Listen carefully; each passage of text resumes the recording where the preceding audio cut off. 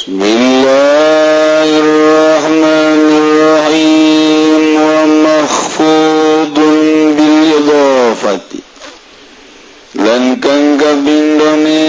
isim kang denjerkeun kalawan idhafat maksudna menurut isyarah ahli tasawuf lan kang den asarakeun kalawan den sumalendehat el-radhili tegese pirang-pirang kang hina wa suhbatihi lan rerewangan ing aradhil wa taqaddama qaulu syair lan wisnari madingin apa ucapan di syair cak ucapin lafad wa iyaka antarda musabati sakitin badana tuqadran minulaka wa takira wa iyaka lan yasiran tarda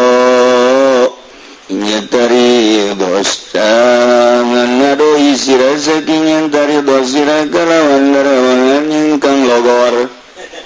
waya galang ngadohi sirah tarda saking nyata suka sirah kalawan darawangan ingkang logor akan atu makan narima logor sirah narima mungsrut sirah akan atu makan narima kalungsur sirah panekodron pangkat yang minggulah kasaking dukur sirah watakira lenda dihina sirah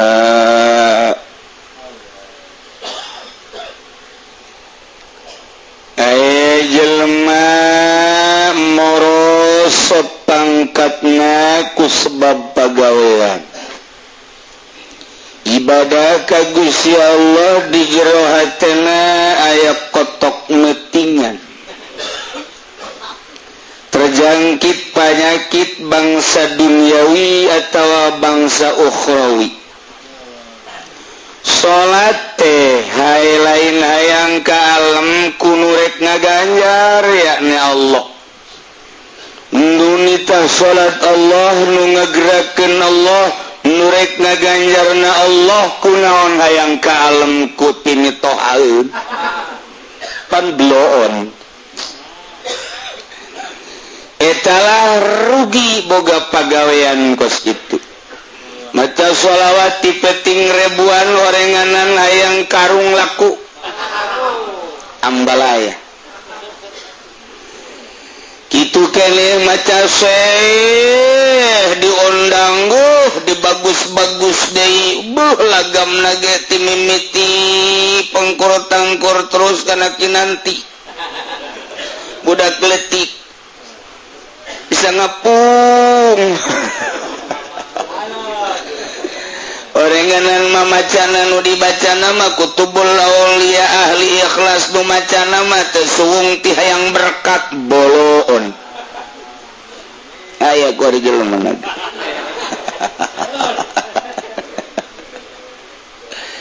teu jadi ibadah rugi fid dunya wal akhirah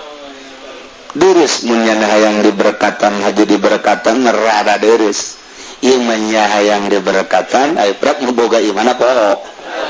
atuh di dunia berkat tenang di akhirat ku Allah atuh dicarekan boro-boro ku Allah ku pamajikan ge dicarekan atuh teh banges dah eta bacarekan emang pantas dicarekan ya nama tuh kan pamajikanna hudang dipeuting manakah berkatna pohon meureun boga iman dah anas hudang anas berkat Allah puguh jak yana ieu ngan menang capek doa tuh di dunia berkat menang di akhirat disiksa khosirad dunya wal akhirah masyaallah salat hajat luar biasa dek nurutan salat hajat Tuan Syekh Abdul Qadir aya dek nurutan salat hajat Imam Syafi'i aya dek nurutan salat hajat biasa nu biasa bae 2 rakaat tanpa aya kaifiat tertentu aya barang ditaliti salat hajatna hayang jadi lurah hayang jadi camat termasuk hayang jadi kiai dunia tetekos kitu teh khosirad dunya wal akhirah kamari ulah ya embel-embel beb ya ini kayaknya mau ibadahnya hebat amat emang pengen apa pengen ke surga Habib oblog udah tahu gitu batu ya Allah Bibi ibadah pengen apa nggak pengen apa sih pengennya pengen apa tuh paling pengen ya enggak dunia menghina itu pengen apa pengen akhirat tuh kagak akhirat juga kagak pengen apa tuh ya kalau kepengen mah nggak ada cuman barangkali aja Allah ngasih surga iya maka barangkali segala sebenarnya naonan sama pas itu Ustaz ibadah hayang naon teu hayang naon kumaha hayang ka panggijin Allah sebab Allah boga surga aja itu teh mengerti ieu kayak Allah ge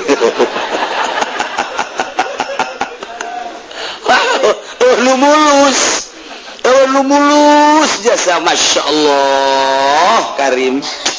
norekat ku norekatna barang norekat teh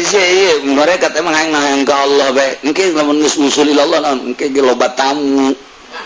jadi engke geus usulil Allah mah loba tamu pantamu mah aya nu mawa kopi mau gula ya Allah zikir doa jeung kopi kapal api teh meledu gitu tak kapalna nu mulus di dieulah orang perlu keikhlasan engke urang aya nu nganasehatan langsung ti Gusti Allah seakan urang di briefing per detik per menit ku Gusti Allah lamun urang geus bisa kadinya geus nikmati ketika urang leumpang awas sia-sia de ngalempangkeun aing dah lain sia ketika urang leueuh awewe geus ulah dideuleu eta makhluk aing haram cek ulah sok dideuleu di imah bae nu dideuleuna cek urang nu dideuleu nu di imah mah jadi deung atuh sarua bae jerona mah situ kene potonganna mah urang aya nu ngabriefing kitulah toriko ngan geus teu kudu hayang kos kitu deui ulah hayang aya nu ngabimbing ulah hayang aya suara ulah hayang ulah ibadah bae datang ka dieu abdi dikersakeun ku Gusti ibadah ka Gusti abdi teh hayang ka Gusti we teh hayang nanaon abdi mah hiji ka Gusti ngan bisa abdi dugi ka dieu da Gusti merena sakieu ka abdi rek berusaha terus melalui mujahadah jeung riyadhah tapi geus bersekuat tenaga tapi Gusti merena sakieu we abdi ka Gusti teh nyanggakeun sadaya-daya meureun sia mah hayang kabeli sawat teu hayang aya ge dijualan aja dibelikeun deui wah ieu teu beres ieu teu beres teu hayang Gusti sawat teu hayang mobil teu hayang motor teu hayang ku abeutkeun dunia mah jahina rek ditinggalkeun ancur-ancuran atumanya nu kos kitu dipika hayang rugi Gusti mentang mata ti peting hayangan dunia ya Allah rugi amat hayang naon atuh sia hayang ka Gusti meureun di akhirat ya sia mah hayang ka surga teu hayang sapira surga dadamelan Gusti keneh bejana dina Al-Qur'an kangjeng nyaritakeun aya surga hayang bidadari jeung aya kanikmatan dahareun minuman pake jeung segala istana dah itu mah teu hayang abdi mah hayang ka Gusti we hayang ka nu bogan bener sia bener mantap hayang naon coba ku aing ke diuji coba ke diuji kunaon Gusti kumuriang coba diuji kumuriang ke setahun sage bener budak tetep bae ka aing zikir bae coba deui ku ari mah ayeuna ku susah tetep bae lah Gusti abdi teh sugih ti Gusti susah ti Gusti nyanggakeun sabaya-daya tadi nage abdi mah haja ku ari disusahkeun meureun rezeki abdi sakieu ti Gusti geus abdi menemah we sakieu coba disugihkeun lila Gusti diayakeun segala rupa gajah abdi mangan sakadar ngalep dahareun jang kakuatan ka Gusti bener berarti mau budak teruji ieu mah sia bener mun hayang ka surga teu hayang Gusti sama-sama makhluk sama naon bedana surga jeung dunia teu hayang abdi mah ka Gusti hayang kanu bogana bae abdi mah adapun ke abdi geus ku Gusti dek dikanarakakeun dikekesakeun nyanggakeun kumaha Gusti bae ye bagus si mah budak diangkatlah jadi wali Allah di mana hayang ka surga keneh mah jadi wali moal jadi tabu mun geus embung ka surga karak masyaallah pada teh saneanganana senangan anak urang mah tahajud dan nu kadeulina lawang sorga. Tak ieu keur carita hese. Nomor kedua jelema mahfudun bil idhafat. Rusak, morosot, hina kunyalande, ngabatur al-arazil yakni kanu hina. Wa sohbatihim tegesna babar ganjeun hina bakal kabawa hina. Wa taqaddama qaulu syair cek ucapan di syair wa iyyaka sing sieun anjeun wa diala sira iyyaka wasyarra wa diala sira kana suka babaturan jeung anu morosot di pangkat Gusti. Ente bakal ngilu morosot. Ente geus geunaheun ku ari mah balik masantren teh nyeun pondok ti Hangawi 4. Aya santrina mimiti 2 nambah 4 nambah 10. Ente nongkrong isuk-isuk magahan riyad magahan takrib pada zuhur sorogan asar salat berjamaah luhur ente teh keur ditayakeun ku Gusti Allah. Menurut Gusti sanajan pandangan manusia malah sapira si Udin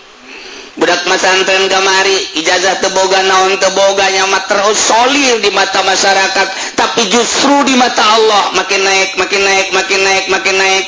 kacaritakeun nya geus aya meureunana 10 tahun boga pasantren alhamdulillah pondok geus nyieun deui aya 2 aya 3 santri aya nambahan meureun 30 40 mah jol bae bupati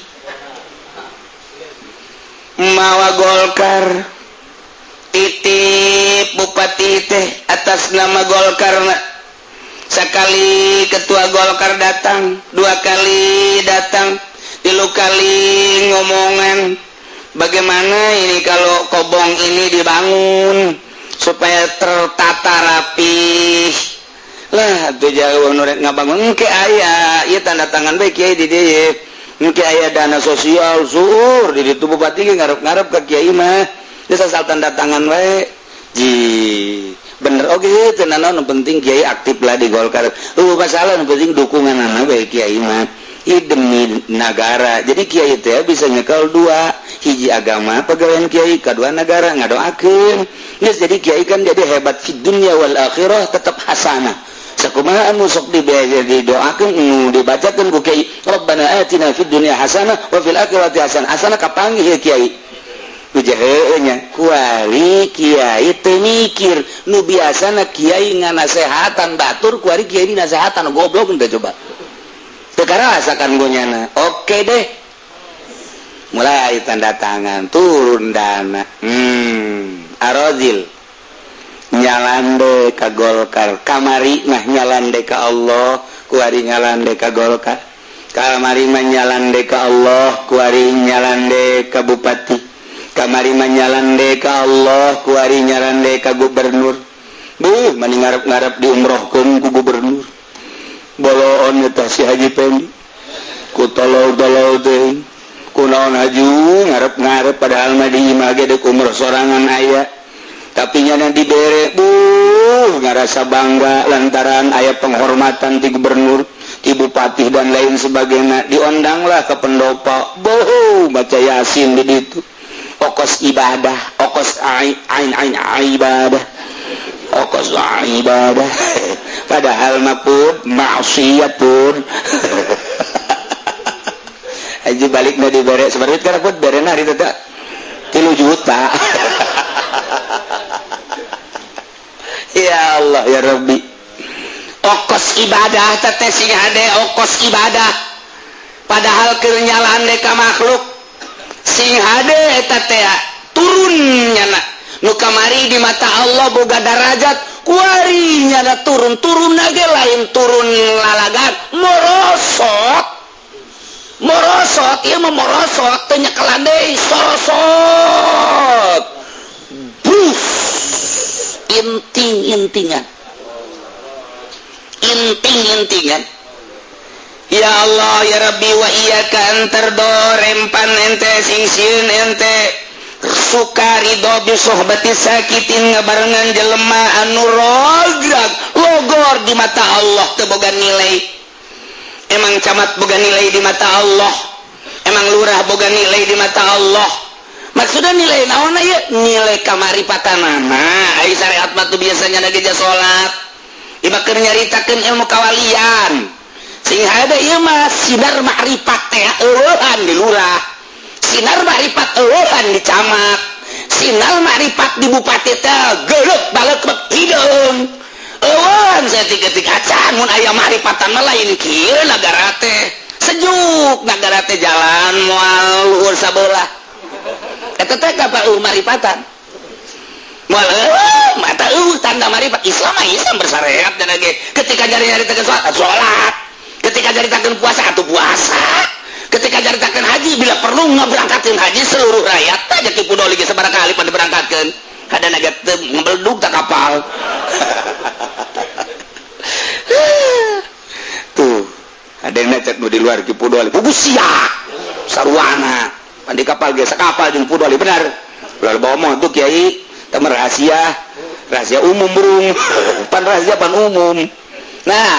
eueuh maripatan mah keur carita ente anu tadina boga darajatmu Allah ku ari babarengan jeung nu teu boga marifat logor ente morosot ku sebab babarengan idopat ngarendeng aju aya kecenderungan hati aya kecenderungan patan hatu ente morosot kodron pangkat ete min ulah katiluhur watakiro ente jadi hina teu kudu dibacakeun saha kiaina di Kabupaten Tangerang teu kudu dibacakeun saha kiaina di Kabupaten Serang teu kudu dibacakeun saha kiaina di Kabupaten Pandeglang teu kudu dibacakeun saha kiaina di Garut di Tasikmalaya anu aju inting-intingan pondok mah 2 tingkat eusina ayam negeri emang kumaha gitu tah ieu subhan hate kageser ku nyana nu kamari ketika jaritakeun Kiai Mama Bakri urang kuat cinta ketika urang nyaritakeun Mama Gentur urang cinta ketika urang nyaritakeun Syekh Asnawi urang cinta ketika urang nyaritakeun guru-guru kiai-kiai nu apik urang cinta kabelah dia lain teu cinta ngan teu bisa nyaritakeunana lantaran kahalangan ku 3 juta transportasi pendopo rumah mulai kuari sering didatangan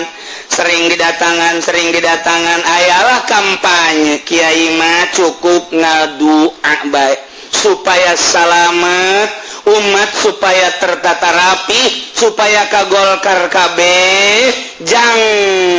dunia jeung akhirat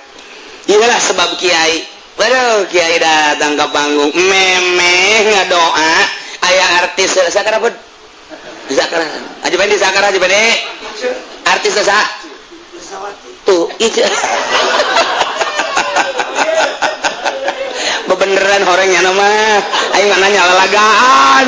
orangnya nama bebeneran, bolot udah budak, mesti berarti beneran itu.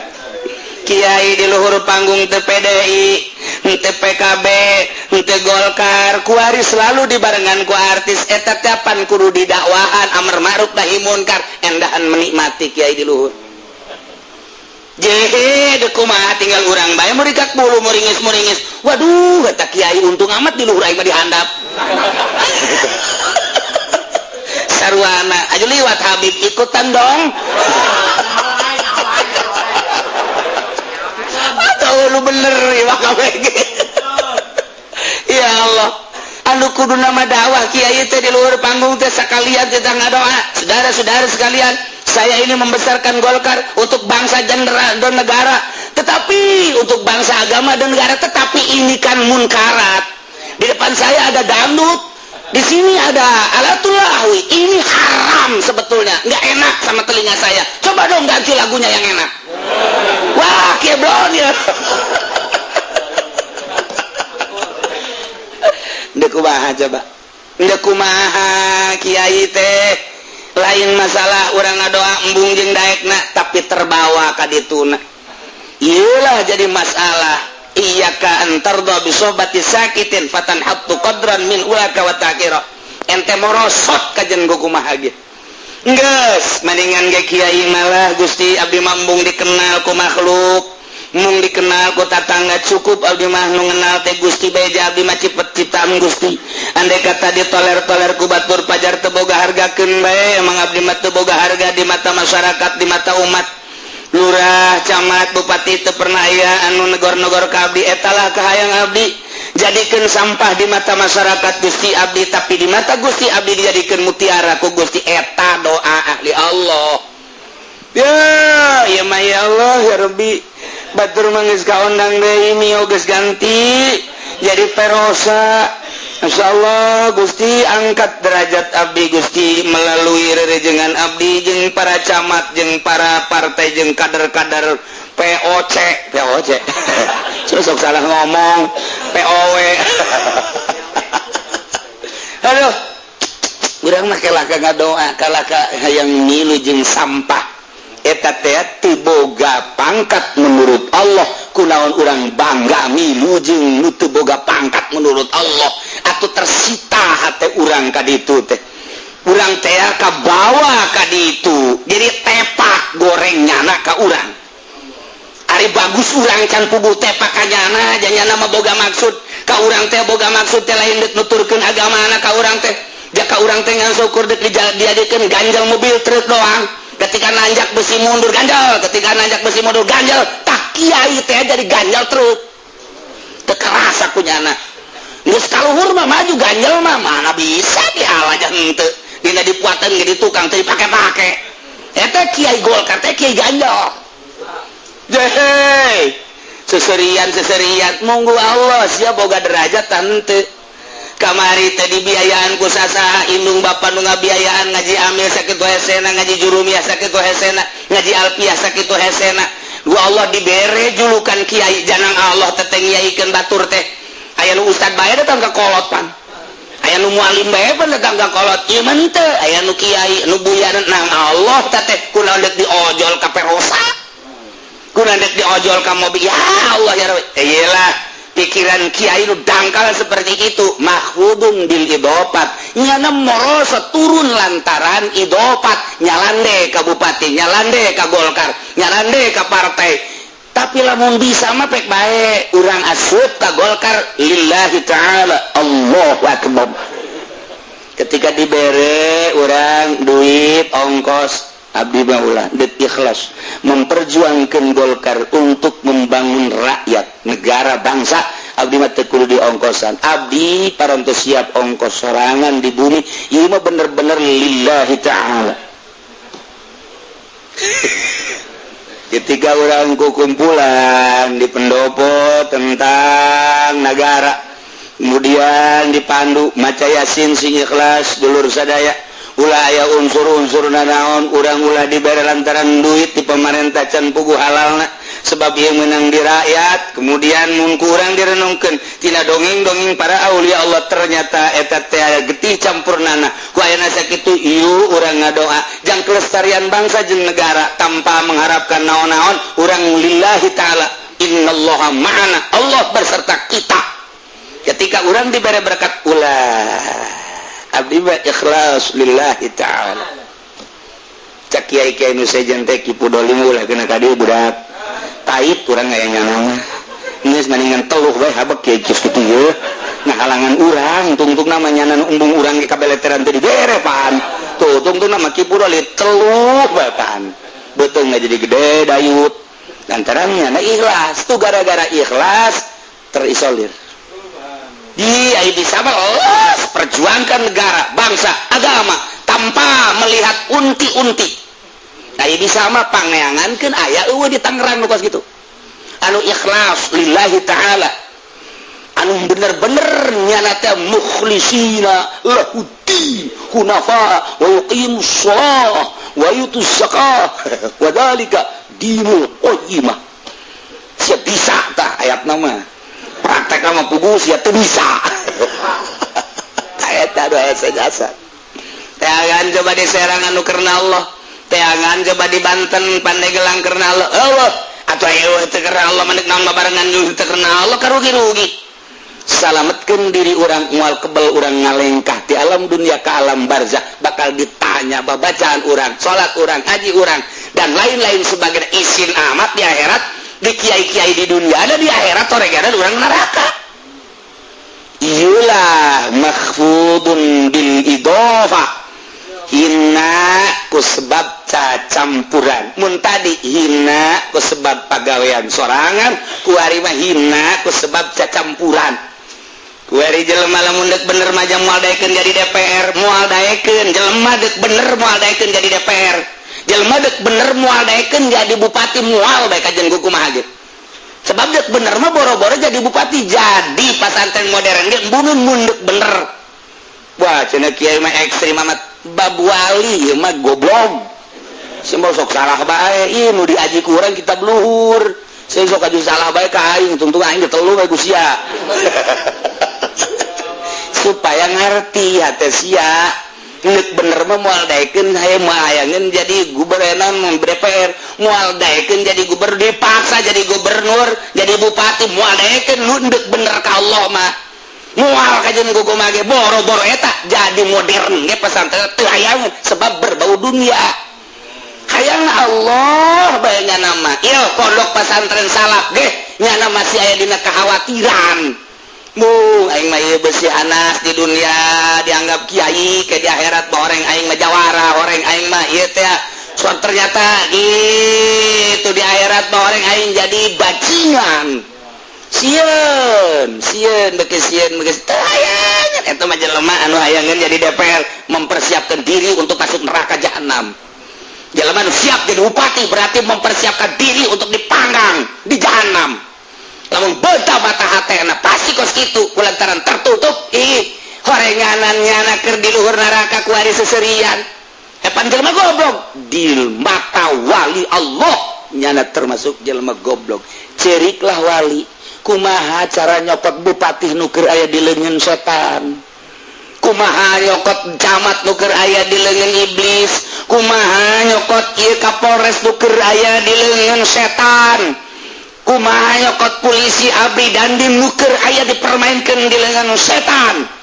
teu daya teu upaya wali mah hanya berdoa ya Allah ya Rabbi salametkeun bupati salametkeun kapolsek salametkeun kapolres salametkeun dandim salametkeun prajurit-prajurit Gusti nya keur aya di leungeun setan hanya doa ad-doa mukhul ibadah ad-doa mitah dan lain sebagainya kadang ku doa wali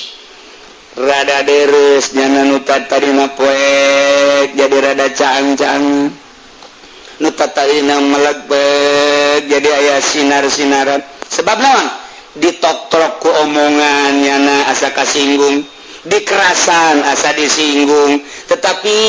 saeutik supaya muka hatena gegedena make doa jadi lain deuk dina naonkeun ku wali mah lain ajon deuk sing kanarakakeun Gusti lain bebeneran maksudna supaya ngebentur didoakeun moal aya pugu wali teh ditugaskeun jang nyalametkeun umat wa ma arsalnaka illa rahmatan lil alamin kangjeng diutus sebagai rahmatan lil alamin kumaha carana jelema nu nyembah ka berhala supaya ka Allah kumaha carana nu tadina mabok supaya ulah mabok kumaha carana nu tadina ribawi supaya ulah ribawi kalmun kangjeng nabi na rahmatan lil alamin atuh al ulama warasatul anbiya warasah nabina ge rahmatan lil alamin ketika nyarekan pejabat lain maksud nyarekan supaya ngebentur hatena ieu engke supaya nyahoeun ka arah anu lurus teu maksudeun ku kumaha tetep nyana sebagai rahmatan lil alamin mata masalah nyana mah teu maksud teh ngabenturan kos zikir teh sabenerna aslina zikirna mah lalaunan la ilaha illallah la ilaha illallah lantaran setan teu indit makailah goyang la ilaha illallah la ilaha illallah ngebenturan setan setan dirinya merungkut bae dikencekeun la ilaha illallah la ilaha illallah la ilaha illallah cak setan sieun indit setan indit setan indit tak keur la ilaha illallah mah mantap urang kuruju becai mata mun ditanya ai sia cerik yang ceri kanan wallahu alam sia sebenarnya yang ceri kanan eueuh setanan di jero hati mata kek ceri kabawa la ilaha illallah la ilaha illallah la ilaha illallah setan indit eureun bae urang zikir asup deui mulai keluar di masjid nuluan sendal eta setan tah eta bagus sendal kulit tah bagus nu kiai eta kiai mah ikhlas we namanya cokot habak lah tungtung mah kiai leungit sendal beban aduh bejana di haji pendek loba eta sendal aya karungan eta meureun anak buahna dikerahkeun tuh nah iyalah cara-cara gitulah ahli Allah geus serahkeun ka ahlina ngan tetap doa nu manta kudang dipeuting ngadoa lain jang dirina jadi dirina mah mun cara geus wau majeng Allah geus wau ngan geus aya dina kanikmatan aya dina kitu pangropea Gusti tapi besi dicarekan ku Gusti besi abdi ka sorgangan Gusti ngan abdi hungkul sedangkeun abdi teh kapan dibere ilmu ku Gusti jeung dianggap nyao jalan ka Gusti salametkeun keluarga abdi adapun cara nyalametkeun anak ngaleuleskeun hatena nyanggakeun ka Gusti salametkeun tatangga-tatangga abdi salametkeun pejabat-pejabat Gusti menta ka Gusti Allah nu mantak salah sahiji metode kewalian aya wali ngabangun masjid teu anggeus-anggeus eta teh lain tuh sorry Habib mah pajar kurang modal be aing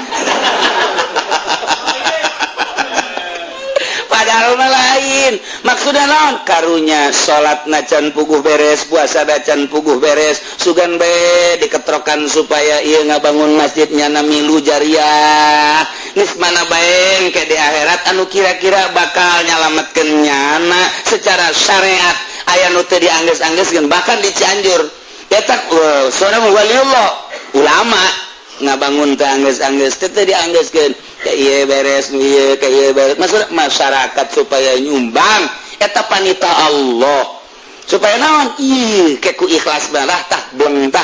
ku ikhlas aya 1000 2000 10 20 1 juta 2 juta nu ikhlas di ka masjidkeun engke nu teu beresna sugan tarik kaangkat ku eta jadi wali teh metodena macem-macem aya nu kos kitu aya nu ngaji aya nu nyarekan aya macem-macem nah iyalah mata Tuan Abdul Qadir perjalanan wali Allah kadang kaharti kadang teu kaharti kadang ente ngaidrok akal ente kadang ente kaidrok ku akal ente sebab naon nyana ditoel ku Allah kieu tinggal urang nu teu kaharti geus bae urang meminta ka Gusti Allah supaya dibere rahmat ku Gusti Allah Subhanahu